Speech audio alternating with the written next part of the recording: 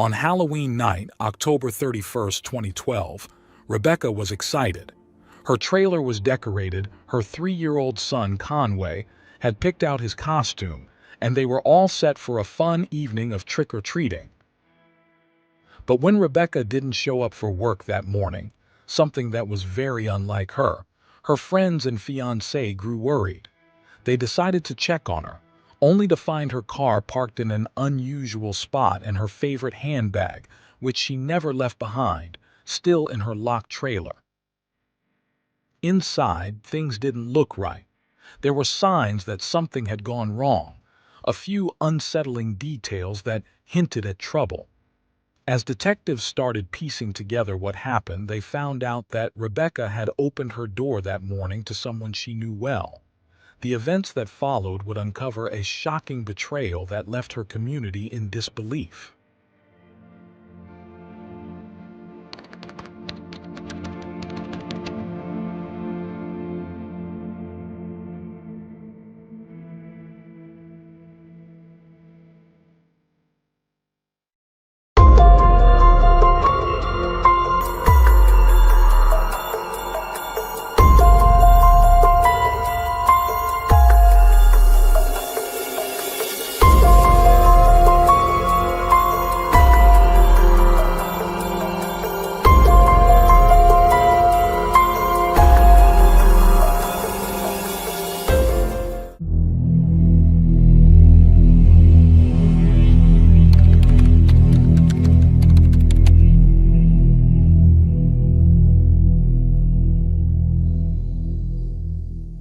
Rebecca Gay was born on March 26, 1988, in Midland, Michigan, United States.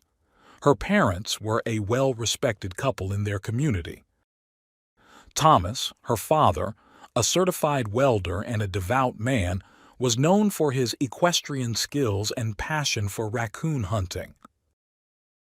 The couple had married on April 3, 1976, and raised 4 children, and they were seen as a close-knit family. Despite this image, Rebecca's parents eventually separated, a transition that proved challenging for everyone involved.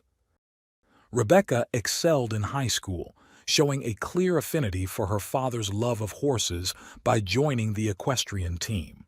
Known as a kind-hearted and serene young woman, she prioritized family above all. Her compassionate nature was evident through her volunteer work. She even participated in archery events to help raise funds for underprivileged families. As she embarked on her young adult years, Rebecca fell in love, though details about her relationship remained scarce. Around the same time, her mother found companionship with John Douglas White, a newcomer who quickly became central not only to their lives but to the broader community as a local church pastor. Born on May 20, 1957, John had served in the U.S. Navy in his youth and later worked as a long-haul truck driver. By 1980, he was living in Battle Creek, Michigan with his first wife. However, John had a troubled history, including alleged mental health issues that he often cited to excuse violent behavior. During this period, John formed a friendship with 17-year-old neighbor Teresa Morris, inviting her one day to his basement to view an impressive electric car track. Trusting him, Teresa agreed to see it. Once inside, she realized there was no track, and when she turned to ask, John unexpectedly stabbed her under her right shoulder blade. In shock, Teresa saw his sinister grin as he relentlessly attacked her, delivering over 15 stab wounds and strangling her to stop her breathing. John expressed regret in chillingly sexist terms, claiming it was her fate simply because she was a woman. Miraculously, Teresa survived and later identified her attacker, exposing his hateful words during the assault. John was promptly arrested and charged with attempted murder. In court, he attempted to display remorse, admitting guilt and requesting psychiatric help instead of prison time. The judge, however, highlighted Teresa's survival as miraculous and sentenced John to up to 10 years, urging mental health treatment while incarcerated. Prosecutors assured Teresa that John would never harm her or anyone else again, a promise that, unfortunately, Teresa believed. John appealed his sentence, arguing that his defense had not sought an insanity plea due to financial constraints. The court granted a new trial in 1983. Prosecutors then offered a deal. If John pled guilty and agreed to psychiatric treatment, he'd serve only 2 years. He accepted, and by 1985, he was free. Teresa, unaware of the deal or his release, was horrified when she encountered him in public. Though he briefly attended psychiatric sessions, there was no lasting supervision, allowing him to resume a seemingly ordinary life.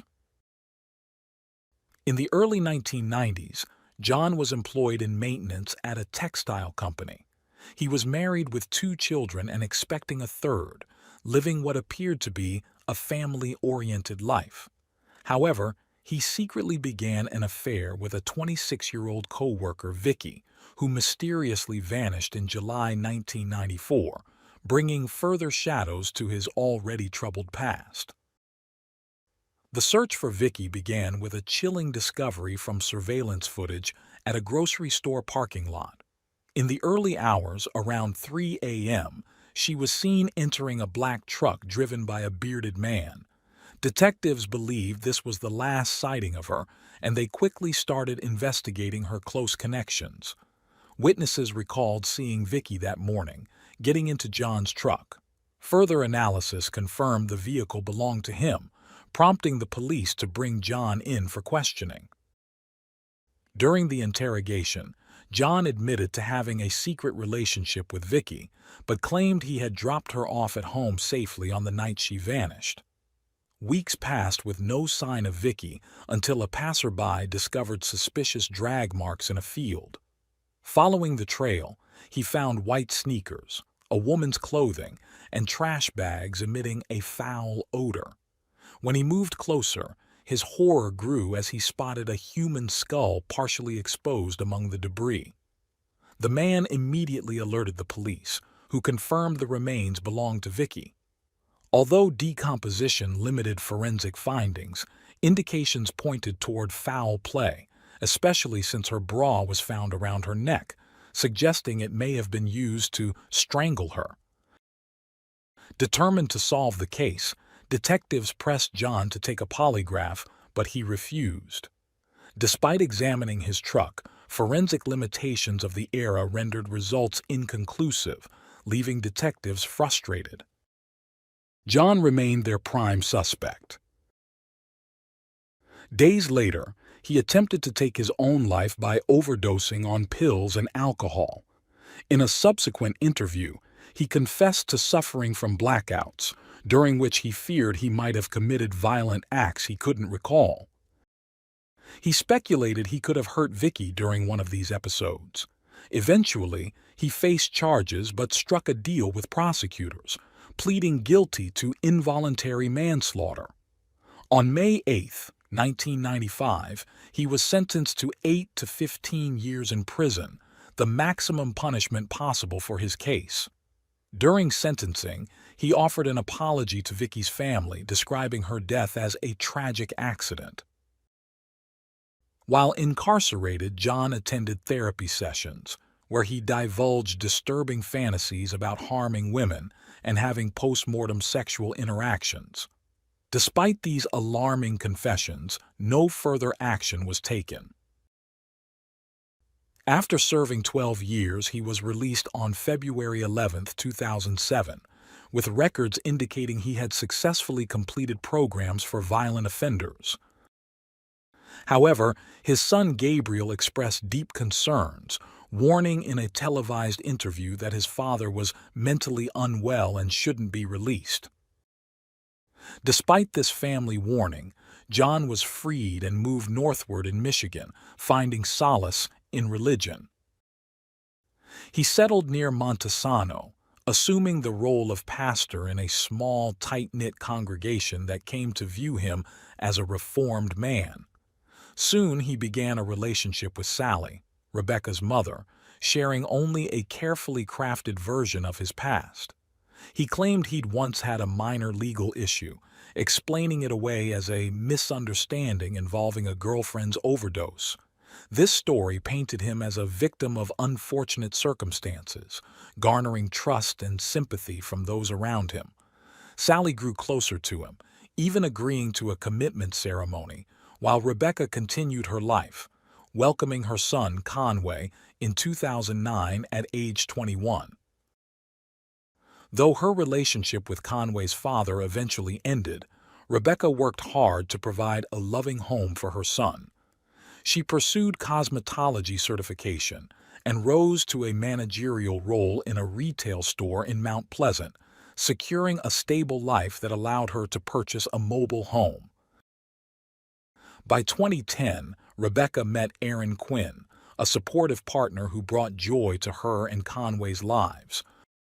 Her life seemed idyllic. She had a loving son, a home, a successful career, and a supportive family and friends, especially her mother and her mother's fiancé, who became a grandfatherly figure to Conway. However, beneath John's outward persona of kindness and religious devotion, his dark fantasies lingered, hidden from everyone but poised to resurface. On October 31, 2012, Rebecca was eagerly looking forward to Halloween, a holiday that had always held special memories for her. Her 3-year-old son, Conway, had chosen his costume, and she had carefully decorated her home in anticipation. That day, Rebecca, then 24, had arranged to work the morning shift so she could spend the evening trick-or-treating with Conway. However, the day took a troubling turn when she didn't show up for work, highly unusual for her. Concerned, one of her co-workers tried to reach her but couldn't, raising even more alarm. Worried that she might need help, some co-workers and her fiancé, Aaron, went to her home to check on her. Upon arrival, they found the door locked and her car parked nearby in a bar's parking lot. When they asked the bar staff, they were told Rebecca hadn't been there. With mounting concern, they contacted her landlord, who agreed to unlock her door. Once inside, they noticed her favorite purse, a gift from Aaron, left behind, something she would rarely go without. With uncertainty growing, her family decided to report her disappearance to the police. But since she was an adult, authorities held off until 4 p.m., the time she was supposed to pick up Conway. When she failed to show up, they launched a full search. As detectives began investigating her home and car, they found unsettling signs: a red stain on the carpet that had been partly cleaned, and the driver's seat in her car adjusted unusually far back, inconsistent with her small stature. These clues suggested that something serious had happened and that it likely involved someone close to her. Friends and family were baffled as to who could want to harm such a well-loved young woman. Detectives first interviewed those closest to Rebecca, including Conway's father and Aaron. Aaron expressed deep concern, cooperating fully and sharing every detail he could remember. He mentioned that he had spoken to Rebecca the previous night and everything seemed normal, but his messages to her that morning remained unread, suggesting her phone was either off or out of service. Conway's father mentioned that John, the family's pastor, had dropped off Conway that morning, a common Wednesday routine. Following this lead, detectives questioned John, who said he arrived around 6:30 a.m. but claimed he didn't see Rebecca as she was in the bathroom. His story seemed plausible, yet detectives noticed injuries on his nose and hands, which he explained were from a minor accident while fixing his trailer. Despite his cooperative appearance, co-workers reported Rebecca had often shared discomfort about John. Aaron also confided that John had been displaying increasingly obsessive behavior, always finding excuses to be around. With suspicions growing, detectives asked John to take a polygraph. He hesitated but eventually agreed. During the test, He admitted to a criminal history, including an attempt on a young girl's life, though he downplayed the severity. This revelation raised red flags as he offered conflicting versions of his past. When further questioned, John's responses revealed underlying hostility toward women, casting him as the investigation's main focus. When polygraph results suggested deception, detectives confronted him, but he continued to deny any involvement. With the case gaining urgency, investigators obtained a search warrant and found more evidence in his vehicle, including suspicious stains that appeared to be blood and other incriminating items. Yet, John clung to his innocence, even asking his congregation to pray for Rebecca, who was still officially considered missing. Despite his resistance, John's resolve began to crumble. Using emotional tactics, investigators described in graphic detail the decomposition process a body would undergo in Michigan's warm climate.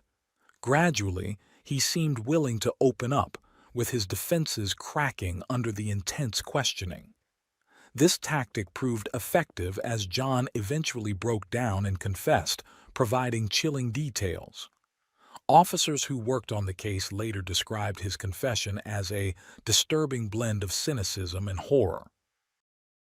He spoke openly about his unsettling urges, sharing that he'd harbored fantasies of necrophilia and that, in the weeks leading up to Halloween, he had begun experiencing renewed violent sexual desires, specifically targeting Rebecca. He claimed that on October 31st, he felt an overwhelming urge to act on these dark impulses. For the detectives, however, this was not merely a sudden compulsion. His actions showed signs of premeditation and a deep-seated hostility toward women. According to John's account, he arrived at Rebecca's trailer early that morning. Unaware of his intentions, she let him in. During their conversation, he took out a hidden rubber mallet and struck her, knocking her unconscious. While she lay defenseless, he placed a nylon zip tie around her neck, tightening it until she died. He then proceeded to carry out his grim objective of abusing her body. Planning to dispose of her remains, he loaded her into his vehicle. Initially, he intended to leave her at a bar to stage the crime scene but changed his mind, opting to abandon her in a remote ditch among pine trees near a highway intersection. After disposing of her body, John returned to Rebecca's trailer, woke her son Conway and dressed him in his Halloween costume, maintaining a facade of normalcy. He then took Conway to his father as usual, hoping to avoid suspicion. Authorities eventually located Rebecca's body, and a forensic examination confirmed strangulation as the cause of death. Additionally, evidence of sexual assault was found, further heightening the severity of the crime. Although John initially denied the assault, he later claimed he had been out of control and could barely recall his actions. Following his confession, he was given a chance to speak with Rebecca's mother, Sally. In that conversation, he coldly told her she had been the love of his life, hinting that they would likely never see each other again. The sheer brutality and betrayal inherent in John's actions devastated the community. News of his crime shocked those who had once seen him as a respected spiritual leader, unaware of his hidden darkness. The tragedy ignited a broader discussion about flaws in the justice system, particularly the lack of oversight that allowed a man with a violent past to be released without any warning to the public. Many, including his first known victim, Teresa, expressed outrage, feeling the system had failed to prevent a foreseeable tragedy. John's own son Gabriel had previously warned of the danger his father posed, convinced he would eventually return to violence. Amid the outcry, Rebecca's loved ones faced the painful task of saying goodbye. They held a candlelight vigil to honor her memory, followed by a funeral at the Midland Methodist Church. Aaron's mother revealed that he had purchased an engagement ring, intending to propose on Halloween, a day Rebecca cherished. Mourners described her as a young woman with a kind, angelic spirit, always willing to lend a hand. Her friends set up a donation page to cover funeral expenses and establish a trust fund for Conway.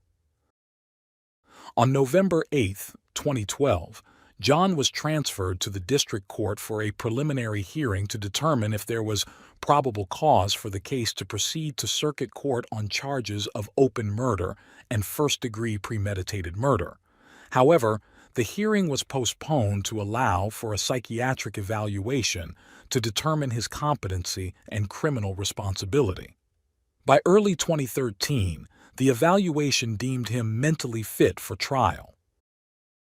On January 23, he waived his preliminary hearing, and on March 27, following a plea deal with the prosecution, he pleaded guilty to a reduced charge of second-degree murder, leading to a shorter trial. During the proceedings, prosecutors revealed that John had spent 2 weeks planning Rebecca's murder. According to his sworn statement, John told detectives he had consumed several beers before the attack and had watched adult content featuring violent scenes, including images of lifeless bodies. Officers who were part of the case described his confession as a chilling mix of arrogance and terror. He admitted to disturbing urges, describing fantasies of necrophilia and stating that in the weeks before Halloween, he had begun to experience violent sexual impulses directed specifically at Rebecca.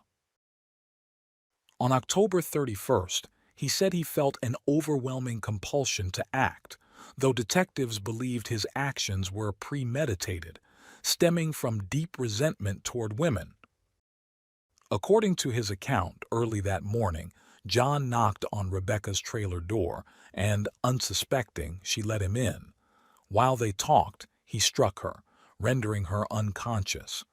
While she lay defenseless, he placed a nylon zip tie around her neck, strangling her to death to carry out his twisted desires. He discarded her purse, phone, and car keys in a dumpster at the trailer park, while the other items were left near the site where her body was later found. John then drove her car to a bar parking lot nearby to stage the scene, making it appear as if she had been taken against her will. A former long-haul trucking colleague testified about John's behavior, mentioning only one instance of aggression when John verbally lashed out at a Department of Transportation worker over a flat tire. While generally sociable, the colleague described John as a deviant, frequently seeking out sex workers during stops, a behavior he had exhibited even back in their Navy days. After Vicky's disappearance, John had confided in this friend about contemplating suicide, thinking it would spare his family the pain and disgrace of another trial. He said he would wait a week, then have his wife deliver letters explaining everything, though he never followed through. Following witness statements and the arguments from both the prosecution and defense, John's sentencing hearing took place on April 18, 2013. This was an opportunity for Rebecca's family to express their grief. Sally wrote a letter describing her devastation and disbelief at the brutality of the crime and the deep impact of losing her daughter, pleading with the judge to impose the maximum sentence on John.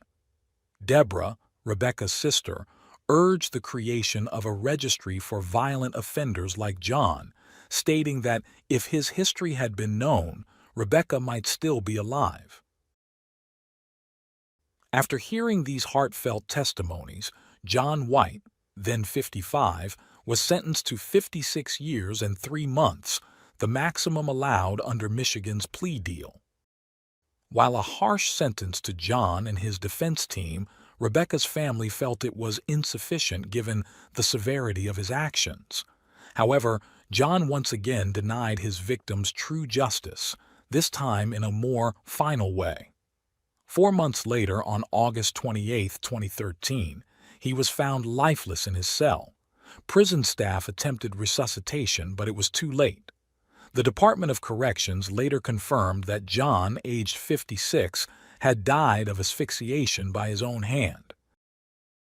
John's story is a stark reminder of how individuals with violent histories can exploit plea deals and claims of mental health issues to evade justice, continuing to harm others.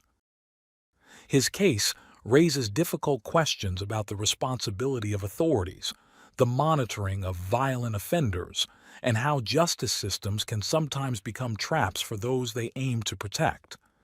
It also underscores the importance of proper prevention and intervention to prevent such tragedies from recurring. Though the system is not flawless, U.S. justice officials have indicated that under current laws, John would have faced longer incarceration, been listed as a violent offender, and his DNA would be included in the national database.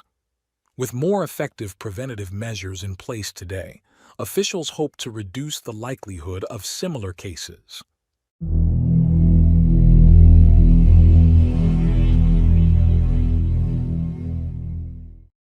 Thanks for tuning in to Unreal True Crime. If you're intrigued by mysteries from around the world, check out our new channel, Latin Crimes, where we dive into the gripping true crime stories of Latin America. Don't miss out.